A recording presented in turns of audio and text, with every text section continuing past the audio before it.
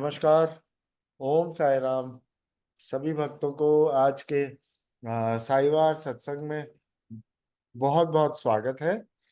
तो हर हफ्ते की तरह इस हफ्ते भी हमारे साथ में जुड़े हैं सुमित पौंडा भाई जी इस सेवा के लिए। तो उनको बहुत बहुत धन्यवाद और थैंक यू जुड़ने के लिए हमारे साथ में। तो ओम साई। ओम साई राम। तो सुमित जी, एक सेकंड आप प्लीज डिस्ट्रैक्ट मत कीजिए, मैं देख लूंगा। हाँ जी जी। मेरा लैपटॉप थोड़ा गड़बड़ हो गया है, तो प्रीति जी के लैपटॉप से ही मैं कनेक्ट कर कर और यहाँ पर ये सत्संग जी। नो ज्वाइन कर रहा हूँ। तो चलिए, भक्तों, मैं आप सभी को बता दूं कि यहाँ पर हम ये इंटरैक्टिव सेशन जो करते हैं, इससे जिस किसी भक्त के मन में कोई भी शंका हो, कोई भी प्रश्न हो, वो उसका समाधान हमें भाई जी के द्वारा मिलता है। तो बहुत ही आनंद प्राप्त होता है। देखिए, मंजू लामा जी ने तो सबसे पहले हैंड रेस भी कर दिया है। तो मैं आप सभी भक्तों को बताऊं कि आपके मन में भी कोई भी शंका हो, आपको कोई भी प्रश्न पूछना हो, तो कृपया अपना हैंड रेस करें। एंड एक एक करके हम सभी भक्तों को आमंत्रित करेंगे। आप चैट बॉक्स में भी अपना प्रश्न लिख सकते हैं, ताकि हम आपको वहां से भी इनवाइट कर सकें। तो चलिए, स्वागत करते हैं यहाँ पर सुमित पौंडा भाई जी का। साई राम भाई जी। ओम साई। ओम साई। साई राम। तो यहाँ पर हेलो। हमारे मंजू लामा जी। नहीं, मैम, घर में ही हूँ। मैं नहीं, हाँ, ये लैपटॉप पे।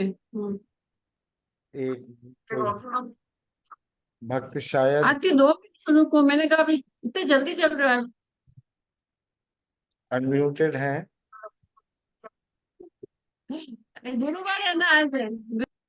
नमिता जी गुरुवार के बारे में बात बता रही थी अपनी फ्रेंड को, तो जिसे हमने कैप्चर किया अभी यहाँ पर। मंजू जी, आप अपने आप को अनम्यूट करें एंड अपना प्रश्न पूछें। आप अगर वीडियो ऑन करना चाहें तो आपका स्वागत है। Om Sri Sai Ram. Om Sai. Uh, Sai Ram, I am quite out of the home, so I could not open the video. And Sai Ram, my query for today is that when we do the Annadan, so we do the cooked food as well as the raw food, like the uncooked food, just like the dal, rice, and other types of just like, and even the money to get the food for the people we are giving. So I just had the query that, so what is the significance of doing the Annadan, whether it's the cooked as well as the uncooked, I mean the raw food. So that's my query, Sairam. My sincere obeisance to the Sai sitting in you, Manjuji. Would you be comfortable if I happen to answer your query in Hindi? Because most of the people feel comfortable listening to answers in Hindi. Should I continue? Because your query is very specific. So should I continue in English or in Hindi? Sure, Sairam, you can I speak can in continue Hindi. right, right. And Sairam, so in addition of that, I would like to add the thing as well. I understand the Hindi quite clearly, and Well, I could not speak. But by the grace of Baba, while listening to your, I mean, while sitting in the satsang for the last 2 months, so I also had that courage to speak little bit in Hindi. wonderful, wonderful, Thank you, wonderful. Sairam. Sai Ram. तो मंजू जी, ऐसा है, जब हम श्री साई सच्चरित्र पढ़ते हैं, तो जो काका महाजनी के मित्र का अध्याय आता है, धर्म सिपाही ठक्कर का जो अध्याय आता है, उसके अंदर जब वो ठक्कर जी जाते हैं बाबा की शरण में, और वो शर्त लगा करके जाते हैं कि वो बाबा को न प्रणाम करेंगे, न किसी प्रकार का कोई दान या दक्षिणा बाबा को देंगे, लेकिन वहां पे जो कुछ घटनाएं होती हैं उसके लिए तो आपको सच्चरित्र पढ़ना पड़ेगा। उसमें जो कुछ घटनाएं होती हैं उसके बाद धर्मसिंह भाई ठक्कर को जब जाना होता है तो वो बाबा को स्व प्रेरणा से कुछ रुपए निकाल करके बाबा को दक्षिणा स्वरूप देना चाहते हैं। तब बाबा उनसे ये कहते हैं कि मैंने तुमसे मांगा नहीं तुम्हारी अनिच्छा देख करके, लेकिन अब तुम्हारी इच्छा है तो मैं मना भी नहीं करूंगा। और उसके बाद सच्चरित्र में लिखा है कि दानी दान देता है और आने वाले कल के लिए सुंदर बीजारोपण करता है। सच्चरित्र में आगे लिखा है कि बाबा जो है वो कहते थे कि जिसने आज दान नहीं किया है वो आगे आने वाले समय में दान की अपेक्षा कैसे कर सकता है, यानी वो इच्छा कैसे रखता है आने वाले कल में, आने वाले जन्मों में। क्योंकि किसी न किसी चीज की जरूरत हमको पड़ती है और वो दान स्वरूप हमको किसी न किसी से मिल जाती है। तो बाबा कहते हैं कि जिसने आज दान नहीं किया वो आगे आने वाले समय में दान की अपेक्षा कैसे कर सकता है। तुम एक दान करो और 10 लो, ये उसका सार बनता है। दान की जब बात आती है तो अन्नदान का आपका प्रश्न था कि क्यों दान करना चाहिए, ये बाबा ने स्पष्ट किया। अब आपके अन्नदान पे हम आते हैं। आपका प्रश्न बड़ा स्पेसिफिक है, बड़ा एक एक पक्षीय आपका प्रश्न है जिसमें आपने पूछा है कि अन्नदान क्यों श्रेष्ठ है। श्री साई सच्चरित्र का ही अध्ययन हम करते हैं, मुझे अध्याय वगैरह तो याद नहीं रहते हैं। उसी में एक अध्याय में ऐसा आता है कि हमें किसी और चीज का दान देने के लिए किसी व्यक्ति की योग्यता, उसकी डिजर्वेडनेस देखनी पड़ती है। लेकिन अन्नदान एक ऐसा दान है जिसके लिए हमें किसी की कोई डिजर्वेडनेस की योग्यता, पाने वाले की योग्यता देखने की आवश्यकता नहीं। तो जब हम किसी को दान करते हैं, अन्नदान करते हैं, तो हमको सामने वाले का ये दान लेने के योग्य है कि नहीं है इसको नहीं सोचना पड़ता, क्योंकि भूख सबको लगती है। तो हम चाहे वो मनुष्य हो चाहे पशु पक्षी हो, किसी को भी अन्नदान करें और जो है हम उस व्यक्ति का पेट पालन कर सके कुछ देर के लिए ही तो करें। बाबा ने कई सारे उदाहरण दिए हैं जिसमें बाबा ने स्वयं अपने हाथों से सौदा लेकर के, किराना लेकर के, पैसे के दुकानदार को चुका करके अपने हाथों से भोजन बना करके लोगों को खिलाया। किसी को बुखार हो गया, बाला शिम्पी को, लक्ष्मण बाला शिम्पी को बुखार हो गया, तो बाबा ने कहा कि माँ लक्ष्मी मंदिर के पास जाकर के तुम काले कुत्ते को दही चावल खिलाओ, तुम्हारा बुखार उतर जाए। तो इस प्रकार के अनेक उदाहरण आते हैं। लक्ष्मीबाई शिंदे बाबा के लिए भाकरी बनाने गई और बाबा ने वो भाकरी कुत्ते को खिला दी, उनको डकार आ गई। श्रीमती तरखड़ को बाबा ने कहा मेरे लिए खाना लेकर के आओ, वो खाना लेने गई और रास्ते में उनको एक भूखा कुत्ता देखा, उन्होंने उस कुत्ते को रोटी खिलाती। तो बाबा ने, जब वो बाबा के पास आई तो उन्होंने, बाबा ने डकार लेकर के कहा कि तुमने जो है ये बहुत अच्छा काम किया, मेरा पेट तुम्हारी भाकरी से पहले ही भर चुका है। तो ये सारी बातें इंगित करती हैं कि बाबा ने अन्नदान को हमेशा बहुत प्राथमिकता दी है। और अन्नदान हम करते हैं तो हमारे मन में कतई ये भाव नहीं आता है कि भूखे को खाना खिला रहे हैं, कि उसकी योग्यता है कि नहीं। तो इसलिए हमें जो है वो अन्नदान करना चाहिए और इसीलिए अन्नदान को सर्वश्रेष्ठ कहा गया है। ये आपके प्रश्न का उत्तर है। Thank you so much, Sairam. Om Sai, Om Sai. Thank you भाई जी, thank you Manju ji. So अगला प्रश्न सुनसई जी पूछना चाहती हैं। तो सुनसई जी, मैं आपको रिक्वेस्ट करूंगा कि आप अपने आप को अनम्यूट करें और अपना प्रश्न पूछें। ओम साई राम सुजय जी, ओम साई राम भाई जी। ओम साई जी। हाँ, मैं एक्चुअली अभी सुजय जी को थैंक यू करने के लिए मैं एक्चुअली ये किया। जी आपको याद होगा लास्ट टाइम आप जब मैं कुछ क्वेश्चन पूछा था तो आप लास्ट को बोले थे कि सुनसाई जी आप देखे हैं दुबई का स्मशान बाबा। तो नेक्स्ट डे में सुजय जी को भी पूछा था पर्सनल में, मुझे लोकेशन बताइए। तो सुजय जी बोले कि जब हम लोग आएंगे तब आप हमारे साथ आ जाइए। तो आप बिलीव नहीं करेंगे, थर्सडे हुआ था, फ्राइडे में पूछा सुजय जी को, next Saturday Hindu temple Dubai का एक स्टाफ मुझे ये सत्संग देख के मुझे मैसेज दिए। उनके पास मेरा नंबर था, तो कि आपका सत्संग में देखा क्वेश्चन, और वो जो पैर छुए थे ना, तो और आपको सुजय जी पूछे स्पॉन्सान बाबा, और आप जानते नहीं है, वो मुझे पूछे। तो मैं बोला नहीं, मुझे तो नहीं पता। तो मैं बोला, मैं पूछा उनको, मैं जा सकती हूँ दर्शन के लिए? बोले नहीं, अलाउ नहीं है, वो उनका कोई पहचान का होगा इसीलिए उनको अलाउ किए, जनरली कोई नहीं आता है। और जिसका देह त्याग के लिए आते हैं वो लोग थोड़ा दर्शन करते हैं, लेकिन बाहर कोई अलाउ नहीं है। मैं चुप रही। तो फिर वो मुझे बोली मैं कोशिश करूंगी लेकिन होगा नहीं। मैं बोला नो प्रॉब्लम, आप छोड़ दीजिए, नहीं होगा। तो नेक्स्ट डे ना मुझे परमिशन लेके, खुद अपने से परमिशन लेके, फिर वो मैनेजर से बात करके मुझे बुलाए कि आप आ जाइए अभी। और मैं 9:30 को मुझे बुलाए, मैं 9 o'clock उधर जाके पहुंच गई। और उधर कुछ डेथ ये सब हो रहा था, किसी का डेथ ये था, एम्बुलेंस ये सब पड़ा था। तो वो बोले जनरली आप कोई परमिशन लिए थे? तो मैं बोले कि नहीं। फिर वो मैनेजर आए और मुझे खुद ले गए, अंदर लेके गए, आप आइए मेरे साथ। सब बाहर खड़े थे, वो सुबह सुबह मुझे अंदर लेके गए।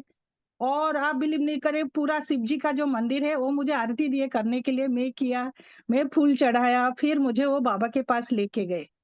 और बहुत बड़ा सा एक गार्लैंड जो रोज का वो दिए, वो आप पहनाओ, आप सब कुछ सेवा मुझे करने दिए, जो कि मैं सोचा भी नहीं था। तो किया, मैं भी फूल लेके गई थी बाबा के लिए, मैंगो लेके गई थी। और मुझे अलाउ किए करके बाबा का ये फोटो भी लेके गए थे। और जब मैं सेल्फी लिया, सेल्फी ने मैं लेती नहीं हूँ एक्चुअली, मुझे अच्छा नहीं लगता है, लेकिन वो खुद बोले आप एक फोटो ले लो, पर आप आओगे कि नहीं। तो जैसे वो चले गए मुझे छोड़ के, मैं 1 hour बैठी हूँ अंदर। और इतना सुंदर जगह, सुजय जी बोले थे ना बहुत सुंदर है, लेकिन मुझे लोकेशन नहीं मिला था सुजय जी से, तो किधर से हुआ। और जब मैं लिया सेल्फी, जब जिसको मैं भेजा ना, मेरे हस्बैंड को और फ्रेंड को 2-3 जो भेजा, वो सब बोले तू उस बाबा को देखा है, बाबा कैसे सेल्फी करके वो हेड ना साइड हुआ है। तो मैं अभी प्रीति को मैं भेजी, मैं प्रीति शेयर कर सकती हूँ वो फोटो? तो प्रीति के पास है, मुझे पता नहीं कैसे शेयर करना है। तो यही है लीला की सुजय जी के मुंह से बाबा बताए कि तू आजा मेरे पास दर्शन करने। और जो कि दुबई में कोई मोस्टली के कोई नहीं जानते। मैं सरप्राइज होगी, सुजय जी जो बोले कैसे मुझे पता नहीं हुआ। और जब मैं सेल्फी 4-5 लिया, और उसमें पूरा फेस साइड है, मुझे समझ में नहीं आ रहा है कैसे मैं उसको शेयर करूं। तो ये वाला देखिए, उसको वो बाबा का हेड वो टर्न हुआ है। मुझे एक्चुअली कोई बोल कोई बोले कि देखो बाबा का फेस कैसे तुम्हारे सेल्फी के साथ टर्न ऐसा हुआ है। लगे कि हम भी ऐसे नो झांक के घूम के देख रहे हैं। हाँ, दिस इज फर्स्ट टाइम, और मैं देखिए स्ट्रेट बैठी सुमित थी। जी, लेट मी टेल यू, जब हम लोग दुबई जाएंगे ना, you'll be ji stunned to see this, Baba's मंदिर, and how beautiful Baba looks there. ये देखिए, ये तो ऐसा लग रहा है कि बकायदा इनको पीछे से झांक के देख रहे हैं। I mean, जैसा I भाव had रहा clicked जिस जैसा pictures, but वैसा रूप ऐसा कुछ भगवान भी ने नहीं था उस टाइम। जी And तो this is वही open to all. So, Sunsai you're really blessed to, I mean, be there. That's amazing. या एब्सोल्युटली वन या एब्सोल्युटली वन फ्राइडे को मैं आपको सुजय जी आपको पूछी थी ना लोकेशन, तो आप बोले आप आ जाइए जब हम लोग आएंगे हमारे साथ। बट कैसे हुआ कोई देखा, और मुझे वो परमिशन खुद ले लिया। और मैनेजर इतना मुझे प्यार से लेके गए, आप जितना टाइम बैठना है बैठो। और मैं 1.5 hour पूरा बैठी, बाबा के साथ अच्छे से बात किया। और बाबा जैसे लग रहे थे बहुत खुश है। और वो मुझे बोले आपको जब भी मन होगा मुझे फोन कीजिए और आ जाइए, जबकि किसी को अलाउ नहीं है। तो मैं थैंक यू बोलना चाहूंगी, सुजय जी के थ्रू से ही मुझे पता चला और दर्शन मिला। तो बस यही है। Thank you. और एक चीज भाई जी मैं एक बोलना चाहूंगी, मेरे रूम एक बाबा का छोटा सा रूम है जो कि मैं मेडिटेशन करती हूँ। मैं एक छिपकली लिजार्ड एक थर्सडे को देखा, जबकि दुबई में मोस्टली बहुत कम कभी किधर मिलता है। वो छिपकली आया और बाबा का आशीर्वाद हाथ है दो, वो हाथ में आया और किधर चला गया। मैं सडनली देखी बाबा को, जब सच्चर तो पढ़ रही थी। पर वो बहुत ढूंढा, पीछे साइड किया, टेबल ये सब किया, लेकिन वो छिपकली मुझे, और वो ना जब मैं सामने जब बैठी थी ना, वो टर्न करके मेरा मुझे देखा और किधर गया, उसी दिन से मैं नहीं देख रही हूँ। मीन्स मैं बिल्कुल देखो, छिपकली आएगा तो ऊपर भी आएगा, बाहर भी दिखाई देगा, क्योंकि वो रूम में मैं काम खत्म करके बस वही रूम में बैठती हूँ। बट जी जी। That lizard I never mean मैं देखा ही नहीं। तो ये एक है, मैं ढूँढती रहती हूँ, लेकिन उसके बाद मुझे दिखाई नहीं दिया। सच्चरित्र में आपने छिपकली की लीला हाँ, पढ़ी हाँ। होगी, बस बाबा हाँ, ने हाँ। आपको आपके किसी पुराने रिश्तेदार से मिलवा दिया। मे बी बस ये है। और एक छोटा-सा कल मैं बोलूँगी कि ये जो एक्सपीरियंस में मैं एक बार पूछी थी कि आपको कि जो हमारा पर्सनल एक्सपीरियंस होता है, बाबा बहुत कुछ दिखाते हैं, तो जी उसको बोलना नहीं चाहिए। पर जब हम लोग बोलते हैं ना, ये सबके लिए होगा, जब बोलती हूँ जैसे कोई-कोई नेगेटिव बहुत सोचते हैं ना कि जेलस होते हैं, कोई के रीज़न के बहुत हेल्प करो, जो भी करो, लेकिन वो लोग बहुत नेगेटिव सोचते हैं, ये तो बहुत स्टाइल मारती है, ये बाबा-बाबा होती है। ऐसे बहुत कुछ मुझे सुनना पड़ता है, पर इट्स ओके। पर जब मैं एक्सपीरियंस बोलना शुरू किया ना, मैं सोचा नहीं बोलूँगी, उन लोग का पूरा means the negative to became positive. तो मेरे ऊपर जो है ना वो बिल्कुल अलग है अभी। तो मैं वही सोच रही हूँ, जो आप बोले थे ना बोलना नहीं चाहिए, क्यों जेलस होता है, लोग बोलते हैं अरे इसको हो रहा है, इसको नहीं हो रहा है। हाँ, बोलते हैं, तू तो लकी है, तुझे तो होता है इतना, बाबा पास में है। मेरे रूम में अकेले बाबा एक बार खड़े हुए थे। और मैं समझ जी नहीं पाई तभी एक्सपीरियंस। फिर उसके बाद मैं जब टर्न किया ना, मैं सोई थी 12:30 को, तबीयत बहुत खराब था।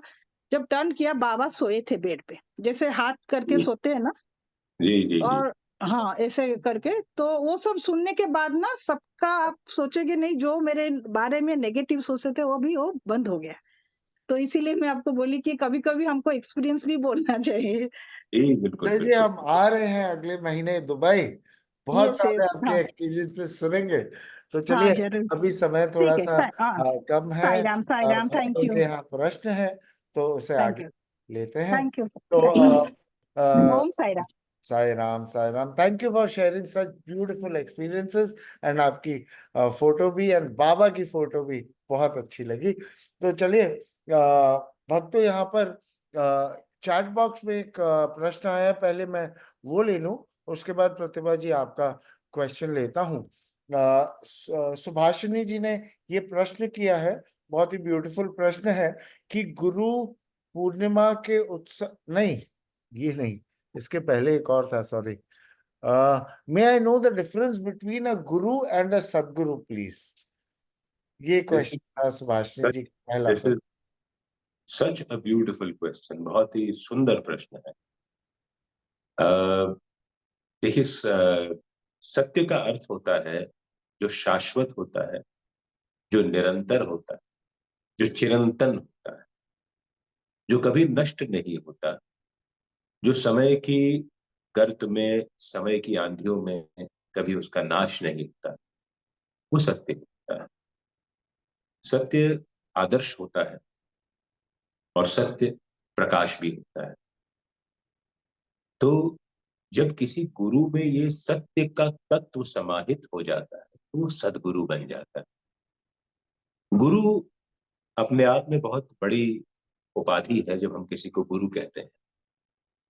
गुरु का अर्थ स्पष्ट करने के लिए शायद मुझे याद नहीं है इस सत्संग में कभी ये दृष्टांत बाबा ने मुझसे शेयर करवाया है नहीं करवाया, लेकिन कथा में शायद कभी ये दृष्टांत शेयर हुआ है कि बहुत आसानी से आपको ये अर्थ समझ में आ जाएगा कि गुरु क्या है। जब कुरुक्षेत्र के रण क्षेत्र में हम सब जानते हैं कि अर्जुन अपनी गांडी, अपना धनुष रख करके बैठ गए थे निढाल होकर के, ये सब मेरे लोग हैं और इन पे मैं हथियार कैसे चलाऊं। तब श्री कृष्ण भगवान ने उनसे कहा था कि अर्जुन, तुझे दुनिया में, और अर्जुन हम सब जानते हैं कि विश्व के या ब्रह्मांड के सबसे बेहतरीन धनुर्धर यानी आर्चर माने जाते रहे। तो तब भगवान कृष्ण ने अर्जुन से कहा कि तुझे अब तक, अर्जुन, पार्थ, इस जीवन में शिक्षक बहुत मिले, आचार्य बहुत मिले, लेकिन अगर तुझे कोई गुरु मिल गया तो आज तू ये धनुष यहां पर रख करके बैठा नहीं होता। तुझे गुरु नहीं मिला। तो गुरु का अर्थ मैं पहले भी ठीक है, कई बार म्यूट कर देती है। गुरु का अर्थ कई बार मैं पहले भी इस फोरम पर, आपके इस सत्संग में स्पष्ट कर चुका हूं कि भू का अर्थ होता है अंधकार और रू का अर्थ होता है मिटाने वाला। तो गुरु का अर्थ होता है अंधकार मिटाने वाला। और गुरु से जो हम दीक्षा प्राप्त करते हैं तो उसका एक बड़ा सुंदर अर्थ है। दी यानी धब्बे, दाग, और क्षीत यानी उसका क्षय करना, यानी दाग धब्बों का जो क्षय करता है वो हमको गुरु दीक्षा देकर के हमारे अंदर की जो कमियां होती हैं उनका क्षय करता है। तो गुरु से आपको अब समझ में आ गया होगा कि गुरु, भगवान श्री कृष्ण ने अर्जुन से कहा कि तुझे कोई गुरु नहीं मिला। हमको शिक्षा सबसे मिल जाती है, हमको विद्या भी मिल जाती है, लेकिन विद्या के साथ जब विवेक आता है, उसमें विवेक लाने वाला होता है वो गुरु होता है, जो हमको सही और गलत की पहचान कराता है। अर्जुन को उस समय अपने रिश्तेदार दिखे, लेकिन उनको ये नहीं दिखा कि वो इन रिश्तेदारों के विरुद्ध धर्म युद्ध में खड़ा है। यदि उसको सदगुरु का साथ मिल गया, और जो कि भगवान श्री कृष्ण ने गीता के 18 अध्याय में उसको यही समझाया, गुरु बन करके, सदगुरु बन करके, तो उसको ये समझ में आया कि अपने रिश्तेदारों के विरुद्ध भी यदि धर्म की संस्थापना के लिए, धर्म की रक्षा के लिए, अपना न्याय पाने के लिए यदि हमको युद्ध करना है तो उसमें हथियार उठाने में बुराई नहीं है। ये गुरु की महत्ता समझ में आती है।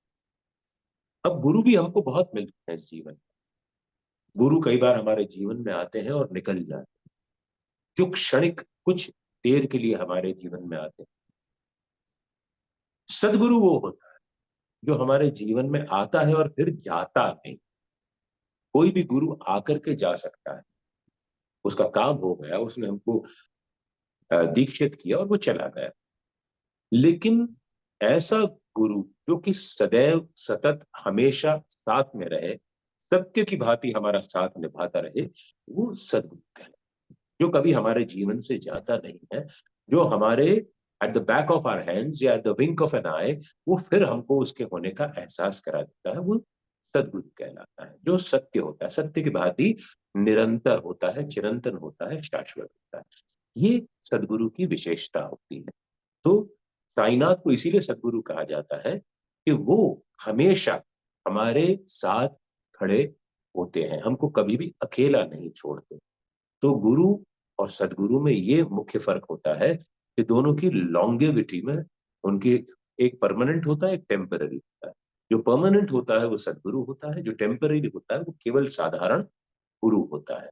I hope this makes sense. बाकी गुरु और सदगुरु के बीच में भेद पे हम बहुत लंबी लंबी बात कर सकते हैं, और इतनी बात कर सकते हैं कि शायद 2-3 घंटे का एक सेशन भी हमको कम पड़ जाए। लेकिन समय की सीमा है, मर्यादा का ध्यान रखना है। 8:25 हो चुका है और 8:40 तक और भी लोगों के प्रश्नों के उत्तर देने हैं। लेकिन मुख्य जो डिफरेंस होता है, जो भेद होता है गुरु और सदगुरु में, यही होता है। Thank you, thank you so much, thank you so much. अभी ना गुरु पूर्णिमा आने वाली है, तो मैंने सोचा अगर टाइम होता तो गुरु पूर्णिमा के ऊपर थोड़ा रोशनी डालते अगर आप, तो बहुत अच्छा लगता। लेकिन I think time is less. Guru Purnima का प्रश्न है सुजय जी मेरे ख्याल में, और शायद अगला ही प्रश्न है ये। मैंने सुभाष ने पूछा है। जी। मैंने गुरु पूर्णिमा की शिरडी में शुरुआत जो है वो बड़ी अद्भुत तरीके से हुई। एक दिन बाबा मस्जिद बाई में बैठे थे और उन्होंने अ, उनसे अपना दादा केलकर और श्यामा से, और वहां पे तात्या साहब नूलकर भी थे। उन्होंने तात्या साहब नूलकर से कहा कि ये बुढ़े, तात्या साहब नूलकर जो कि जस्टिस नूलकर भी हम कहते हैं, कृष्णा जी नूलकर भी जिनको हम जानते हैं, जिन्होंने समय से पहले रिटायरमेंट लेकर के जज की जस्टिसशिप से रिटायरमेंट लेकर के बाबा की शरण में जो आ गए थे, तो उन्होंने बाबा उनको बुढ़ा कह करके बुलाते थे। 47 ईयर्स, 47 साल की उम्र में उन्होंने देह छोड़ दी थी। तो अगर मेरी याददाश्त सही है तो 3 जुलाई 1908 का ये वाकया है। हो सकता है डेट आगे पीछे, बट लगभग तो यही है, 5 या 3 जुलाई 1908 का वाकया है। बाबा बैठे थे मस्जिद में और उन्होंने कहा तात्या साहब नूलकर को इशारा करके कि ये बुड्ढे, जाओ उस खंभे की पूजा कर, सामने मस्जिद में जो खंभा है उसकी तू पूजा कर। अब तात्या साहब नूलकर को समझ में नहीं आया कि बाबा का अभिप्राय इससे क्या है। तो तात्या साहब नूलकर ने श्यामा से कहा कि यार समझ में नहीं आ रहा, तो ये खंबे की पूजा करने को बाबा क्यों कह रहे हैं।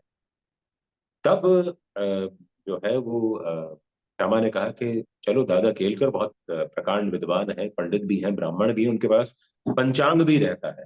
अब आजकल तो हम लोग पंचांग जो है हमारे मोबाइल में ही देख लेते हैं, और लेकिन उस समय जो था वो पंचांग बड़ी दुर्लभ वस्तु होती थी, और दादा केलकर पंचांग रखते हैं ऐसा श्यामा ने कहा। और दोनों दादा केलकर के पास गए। दादा केलकर यानी हरि विनायक साठे के ससुर साहब, और कई जगह उनका श्री साईं सच्चरित्र में जिक्र भी आता है। तो दोनों गए, उन्होंने पंचांग खोला और देखा कि बाबा ने मतलब उस दिन, उस पर्टिकुलर दिन पे गुरु पूर्णिमा थी। तो दादा केलकर का कहना हुआ कि आज गुरु पूर्णिमा है, आज के दिन अ, चंद्र जो के 16 कलाओं में पूरी तरह निखरता है, और गुरु पूर्णिमा के दिन जो है वो गुरु की पूजा करनी चाहिए। तो निश्चित रूप से बाबा का इशारा है कि हम उस खंभे के रूप में अपने गुरु की पूजा करें। अब हमने सबने कहा कि इसका इंटरप्रिटेशन, इसका अभिप्राय कोई भी अपने हिसाब से निकाल सकता है, लेकिन फिर वही बात आ जाती है कि जया मनी जैसा भाव तया तैसा अनुभव, यानी जिस जैसा भाव रहा जिस जन का वैसा रूप हुआ मेरे मन का। तो ये जो है इन लोगों ने ऐसा सोचा कि आज गुरु पूर्णिमा है, तो बाबा जरूर कह रहे हैं कि अपने गुरु की पूजा करने चाहिए। और ये तीनों बाबा के पास वापस पहुंचे, तो बाबा ने फिर उनको झिड़की लगाते, और प्यार से झिड़की लगाते थे, गुस्से में नहीं। तात्या साहब नूलकर के से कहा, बुड्ढे तेरे से मैंने कहा ना कि जाके उस खंबे की पूजा कर। तब बाबा को इन तीनों ने हाथ जोड़ करके, और तात्या साहब नूलकर ने कहा कि देखिए बाबा, खंबे वंबे को तो हम नहीं जानते, हमारे गुरु आप हैं। तो हम आपसे निवेदन करेंगे कि आप मुझे आज हम तीनों को यहाँ पर गुरु रूप में आपकी पूजा करने दें।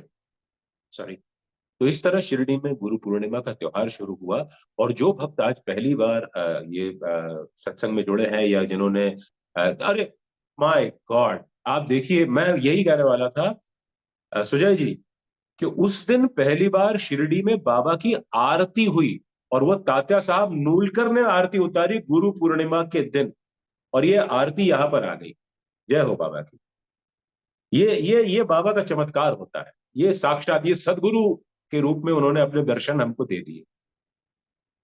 आरती का जिक्र आया और आरती हमारे सामने समक्ष आ गई। तो ये जो है, ये अद्भुत लीला है बाबा की। और उस दिन पहली दफे बाबा की शिरडी में आरती उतारी गई, और बाबा की सबसे पहले आरती उतारने वालों में तात्या साहब नूलकर का नाम आता। तो ये इस प्रकार से गुरु पूर्णिमा के उत्सव की शुरुआत शिरडी में हुई। और बाबा की आरती उसके बाद मेघा ने उतारी। तात्या साहब नूलकर ने 47 वर्षों की उम्र में जब देह छोड़ दी, तो मेघा ने बाबा की आरती उतारी। और मेघा का 12 जनवरी 1912 के दिन जब मेघा ने निर्वाण ले लिया, तो फिर उसके बाद बाबा की समाधि पर्यंत बाबू साहब जोग ने बाबा की आरती उतारी। ये आपके प्रश्न का सार गर्भित उत्तर है। थैंक यू सो मच जी, thank you so much. Om Sai, Om Sai. बहुत अच्छा लगा, बहुत अच्छा लगा। आपने शिरडी पहुंचा दिया हमें। बाबा बाबा बाबा की लीला, बाबा की लीला। थैंक यू जी, thank you. Thank you Subhashini ji, thank you भाई जी। तो काफी देर से प्रभिता जी अपना हैंड रेस कर रही हैं, करके रखा है उन्होंने, उनके हाथ में दर्द और ना हो जाए, तो उसके पहले उन्हें बुलाते हैं। ओम Sai Ram. Om Sai Ram, Sujay ji, Bhai ji, and to everyone. Om Sai प्रभिता ji. I have a question. Like बहुत दिन से ये disturb कर रहा है, but just want to know your perspective, and I also know that it's people's perspective, but I still want to hear from you. That we all know that saints are the living God, image of God, and but I really find it a little difficult and disappointing to see that other saints' name are taken along with our Shirdi Sai Baba's name, because some people feel that Shirdi Sai Baba has come as an incarnation. And I also see that some people keep these godmen's the current godmen's picture or images, and they pray to them along with our Sai Baba. So why is this partnership needed with our Sai Baba? First question. And in the sense, when we know, now you just explained that Sadguru and the normal gurus, our Sai Baba is Sadguru, which is permanent. Why do they need to hold on to other gurus which are temporary? When we have the permanent solution and everything, why do they have to hold on to other gurus? Another question. I'll go backwards. I'll answer the last part of the question first. If there is a Sadguru, why do we need gurus, other gurus, right? प्रभिता जी, ऐसा है कि सदगुरु की सेवा भक्ति, उनका प्राश्रय पाने के लिए हमारे अंदर सबूरी होना जरूरी है, सब्र होना जरूरी, पेशेंस होना जरूरी है, अनब्लेमिश्ड, अनडिटर्ड पेशेंस। जब हमारे अंदर पेशेंस नहीं होता है और हम सदगुरु की लीला, हम क्योंकि चमत्कारों से ओतप्रोत होते हैं, हमको चमत्कार जो है वो चमत्कृत कर देते हैं और हम चमत्कार को ही नमस्कार करते हैं। तो सदगुरु जो होता है वो चमत्कार बहुत कम करता है और लीलाएं अधिक करता है, और लीला को देखने के लिए हमारे अंदर पेशेंस होना चाहिए। चमत्कार होता है कि हमने कुछ मांगा और हमको वो मिल गया और हम उसको चमत्कार मांग लेते हैं, लेकिन हमने कुछ मांगा, हमको वो नहीं मिला, हमने वेट किया और हमको उससे बेहतर कुछ मिल गया, ये लीला कहते हैं। तो लीला को अनुभव करने के लिए, उसकी अनुभूति के लिए हमारे अंदर पेशेंस यानी सबूरी की जरूरत पड़ती है। जब हमारे अंदर सबूरी नहीं होती है तो हम फिर ये जो शॉर्ट टर्म गुरु होते हैं, जो टेम्पररी गुरु होते हैं, उनका प्राश्रय कर लेते हैं। तो ये टू ईच हिज ओन, जिसको भी ये लगे कि उनको गुरु की आवश्यकता है, वो किसी भी गुरु का प्राश्रय करे।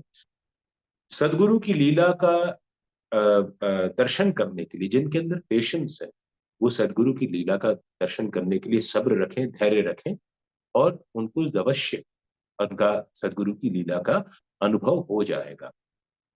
अब हम आते हैं इस बात पे कि गॉडमैन और ये सारी बातें होती हैं। तो जब हम बहुत परेशान होते हैं, जब हमारे अंदर सब्र चूक जाता है, तो हम इन तथा कथित स्वयंभू सेल्फ प्रोक्लेम्ड गुरुओं की शरण में जाते हैं, जो हमारा फिजिकल, मेंटल, फाइनेंशियल शोषण करते हैं, हमारा एक्सप्लॉयटेशन करते हैं। और इसका दोष मैं उनको नहीं दूंगा, मैं दोष दूंगा उन भक्तों को जिनके अंदर पेशेंस नहीं था और वो जल्दी चमत्कार देखने की उम्मीद में ऐसे लोगों के द्वारा अपना शोषण करवाते हैं। तो सारे सुनने वाले भक्तों से मेरा यही अनुरोध रहेगा कि सब्र रखें, धीरज रखें। बाबा ने आपको धीरज दिया है, लेकिन आप उस धीरज को चूक जाते हैं, तो बाबा भी क्या करेंगे बीच में? बाबा ने तो कहा है कि श्रद्धा और सबूरी रखो, और हम श्रद्धा और सबूरी नहीं रख पाते। तो श्रद्धा रखें, सबूरी रखें, ऐसे तथाकथित गुरुओं से अपना शोषण होने से बचाएं। मैं ये नहीं कहूंगा कि सारे ही जो गॉडमैन हैं सोकले वो पाखंडी होते हैं, ऐसा नहीं है, बट अधिकांश इनमें से पाखंडी होते हैं, बहुत ही गलत तरीके से हमारे समाज का दोहन करते हैं। और ऐसे लोगों को हमें पहचानना चाहिए, हमारे विवेक से पहचानना चाहिए। हमारा विवेक हमको जागृत भी करता है, हमारा सदगुरु हमको इशारा भी करता है कि नहीं, तुम इस राह पर मत बढ़ो, लेकिन हम बढ़ जाते हैं क्योंकि कर्म का अधिकार हमारे पास है। तो हम उस राह पर बढ़ जाते हैं और बाद में पछतावे के सिवा हमारे पास और कोई चारा नहीं रहता है। तो हम जो है संतों का एक एक ही पहचान है उनकी, कि संत शब्द में ही उनकी पहचान छिपी हुई है। संत यानी जिसने अपनी इच्छाओं का अंत कर लिया हो, जिसके अंदर अपनी कोई इच्छाएं स्वयं की बाकी ना बची हो, स और अंत संत हो जाता है। तो ऐसा व्यक्ति जिसको किसी प्रकार का लोभ लालच ना हो, जिसके लिए मान मिल जाए तो ठीक, जिसको अपमान मिल जाए तो ठीक, जिसको सम्मान मिल जाए तो ठीक, तो वो व्यक्ति जब हर हाल में समता पूर्ण रहता है, तो वो व्यक्ति वाकई में हमारे संत कहलाने के योग्य है। और जो व्यक्ति ऐशो आराम की जिंदगी जीता है, फैंसी ड्रेस वाले कपड़े पहनता है, अलग अलग किस्म की दाढ़ी रखता है, अपने बाल बढ़ा लेता है, तो ये सारी बातें जो है हमको समझ में आता है कि ये व्यक्ति जो स्वयं फैशन को लेकर के इतना जागरूक है, या जिसमें अपने लोगों को अलग अलग तरह के चमत्कार दिखाने की उसको आदत है, तो वो व्यक्ति संत तो कभी नहीं हो सकता। वो पहुंचा हुआ एक व्यक्तित्व जरूर हो सकता है, जिसमें कुछ मैजिकल पावर्स होते हैं, क्योंकि किसी में अगर ऑरा, किसी के ऑरा में कोई बात है तभी लोग उसके पीछे जाते हैं। उसमें वो चमत्कार तो है लेकिन उसमें संतत्व नहीं है। तो संतत्व नहीं है, ऐसे लोगों के पीछे हम ना पड़े और हम चमत्कार की जगह लीला को अनुभव करने का अगर अपना ध्यान रखेंगे तो हम कभी भी एक्सप्लॉइट नहीं होंगे। And how do you think about incarnation? उसके ऊपर भी प्लीज बोलिए। देखिए, इनकारनेशन हमारे माइथोलॉजी में, दर्शन शास्त्र Yeah. में होता है। इनकारनेशन, पुनर्जन्म होता ही होता है। लेकिन इस बारे में मैं कुछ भी नहीं कहूंगा कि साईं बाबा का कभी इनकारनेशन हुआ है, या जो भी क्लेम करते रहे कि साईं बाबा के रूप में उन्होंने जन्म लिया है, या उन्होंने तो मैं उस चीज को नहीं मानता, क्योंकि मेरी श्रद्धा मेरे साईं में है और मेरे साईं को कोई और रिप्लेस नहीं कर सकता। लेकिन बाकी जिसमें, जिस इनकारनेशन में जिसकी श्रद्धा हो, उनको उनकी श्रद्धा मुबारक। क्योंकि ना मुझे कभी कभी बहुत बुरा लगता है कि when I read these comments और सम वीडियोस, उसमें ना ऐसे लिखा है कि oh Sai Baba only told me कि he gave me a hint that these are the gurus, you can hold on to these gurus or you can go on listening to these satsangs. तो मुझे ना बहुत ऐसे ये होता है कि like how can Sai Baba come and tell you or give you hints, and why are we not getting or why are we not understanding the correct hints? तो ये प्रवीता बहुत जी, बुरा लगता है। प्रवीता जी, आपने मुन्ना भाई देखी होगी, महात्मा गांधी वाली। मुन्ना भाई देखा था आपने, Yes, second yes, part yes, उसका, yes, महात्मा गांधी, जिसको हम हेल्यूसिनेशन कहते हैं, yes. केमिकल लोचा जो हो जाता है। तो जिनके दिमाग में केमिकल लोचा हो जाता है, उनको लगता है कि साईं बाबा ने आके उनसे वही बात कह दी जो वो सुनना चाहते हैं। और अल्टीमेटली होता भी ऐसा ही है कि हम देखते भी वही हैं जो हम देखना चाहते हैं, और सुनते भी वही हैं जो हम सुनना चाहते हैं। तो उसमें हमने कह दिया कि बाबा ने आके हमको कह दिया, और ठीक है, अब वो उसका हेल्यूसिनेशन का हम कुछ नहीं कर सकते। बाबा में यदि श्रद्धा हमारी एकनिष्ठ है, यदि फोकस्ड है, कॉन्सेंट्रेटेड है, तो कभी हमको जीवन में ऐसा नहीं लगेगा कि बाबा से हम वो बात सुनना चाहेंगे कि जो बाबा जो हम सुनना चाहते हैं कि बाबा ने हमसे कह दिया। ये ऐसा नहीं होगा। ठीक है, हम बाबा जो कहेंगे वही हम सुनेंगे और वही हम।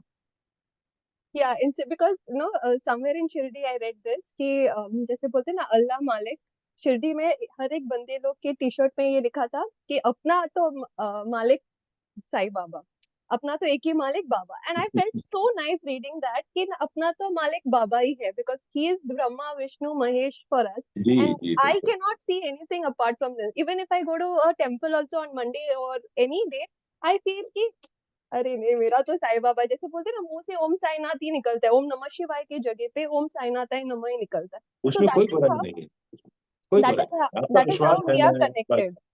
आपका विश्वास है, उस विश्वास को बनाए रखिए, कोई बुराई नहीं। Okay, thank you so much. It was really nice hearing you. Thank Om you. Sai, Om Sai. Sujay जी, और कोई है प्रश्न पूछना हाँ चाहते जी, हैं? हाँ जी, हाँ जी भाई जी। सो थैंक यू प्रभुता जी। एक प्रश्न, आखिरी प्रश्न आज के इस सेशन का, तो हिमा जी ने पूछा है। ओम साई राम भाई जी, very warm regards to you. As Om mentioned Sai. Chapter 9 that our shastras prescribe 5 kind of sacrifices, that is Brahma Yagna, Vedya Dhyanan, offering to Brahman or the study of the Vedas, 3 Pitra Yagna, offering to the ancestors, 4 Deva Yagna, offering to the gods, 5 Bhuti Yagna, offering to the beings, 6 Manushya Atithi Yagna, offering to men or uninvited guests. Among these 6 sacrifices, any one can be followed or all needs to be followed? Please clarify. Thank you. ये 5 यज्ञ है, basically 6 नहीं है, वो 5 ही है। और ये 5 यज्ञ हमको तब करने होते हैं जब हमको अपने पापों का प्रायश्चित करना होता है। ये बाबा की भिक्षाटन के अध्याय से दिया हुआ है इसको, कि बाबा, एक दाभोलकर जी ने अपना इंटरप्रिटेशन निकाला है उसके अंदर, और जाहिर है कि बाबा ने ही उनसे लिखवाया होगा, ऐसा मेरा मानना है। कि जब हम खाना बनाते हैं तो हमसे 5 प्रकार की क्रियाएं होती हैं। पीसना, दलना, बर्तन मांजना, बर्तन धोना और आग सुलगाना।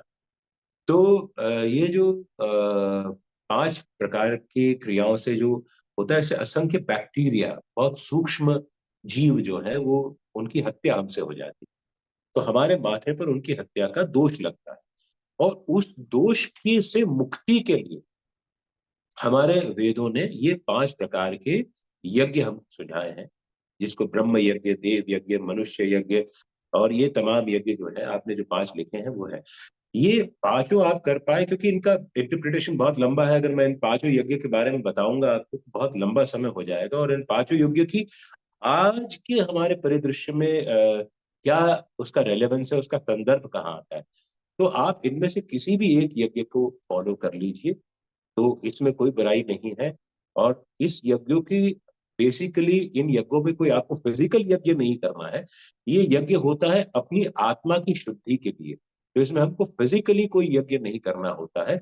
इसमें जैसे पितृ यज्ञ है जो आपका एक, तो पितृ यज्ञ में होता है कि शास्त्रों के अनुसार तर्पण करना चाहिए और हमको उनका श्राद्ध करना चाहिए हमारे, और जो बड़े बुजुर्ग गुजर गए हैं उनका। बट मेरी नजर में मेरा इंटरप्रिटेशन यह है कि पितृ यज्ञ का अर्थ होता है कि हमारे घर में जो बुजुर्गवार जीवित हैं उनका मरने के बाद तो श्राद्ध तर्पण करेंगे ही करेंगे हम, लेकिन आज जो जीवित हैं, ये हमारे माता है, पिता है, हमारे घर में बड़े बुजुर्ग हैं, तो हम उनके साथ बैठें, कुछ देर गप्प मार लें, उनके अनुभव सुन लें, अपने दिन की अनुभवी की बातें उनके साथ शेयर कर लें, उनको समय समय पर दवा का प्रबंध कर दें, उनके दुख दर्द जानने की कोशिश करें और उनको वृद्धाश्रम में कभी ना भेजें। तो ये आज के संदर्भ में ये हमारा पितृ यज्ञ हो गया। तो ये इस प्रकार से ये 5 यज्ञ जो है, भूत यज्ञ जो है, कि आपको सभी जीवों के प्रति, मनुष्य के अतिरिक्त सभी जीवों के प्रति आपको आदर का भाव रखना है।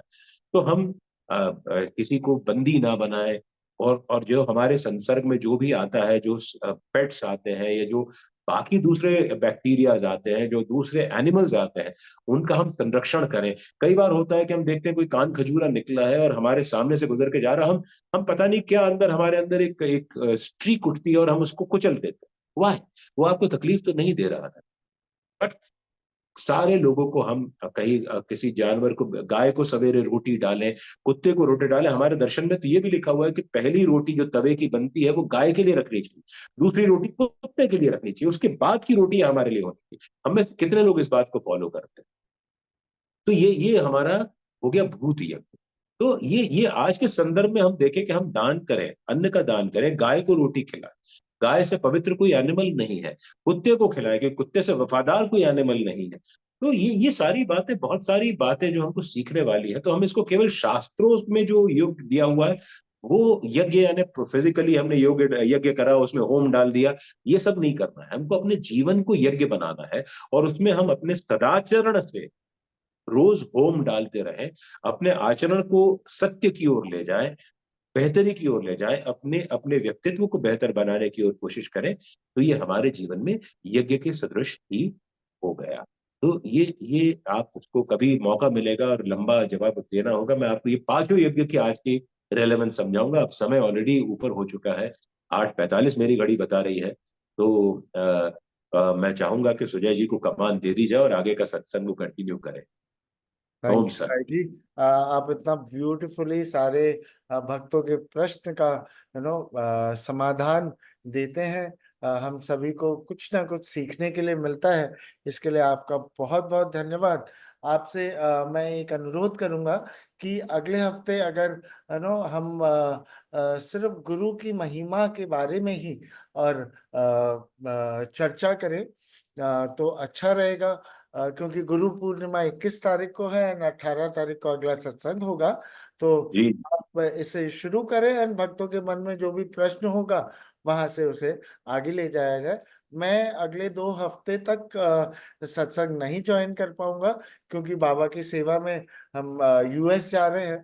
तो प्रीति इसे कंडक्ट करेगी मेरे एब्सेंस में। एंड आप सभी भक्तों को बहुत बहुत धन्यवाद। एक बार मैं आप सभी को फिर से बता दूं कि हमारा साई संगम का इवेंट शुरू होने वाला है 21 तारीख से यूएस में। अगले महीने 27 तारीख को सुमित पौंडा भाई जी भी हमारे साथ में रहने वाले हैं दुबई में, साई संगम 7 में। साई संगम 8 अक्टूबर में होने वाला है, 4 to 7 अक्टूबर इन बेंगलुरु।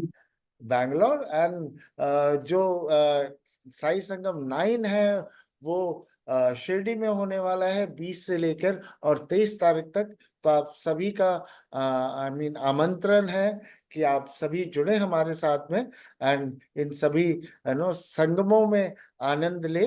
तो इसके साथ ही थैंक यू कहना चाहूंगा भाई जी को। Thank you, भाई।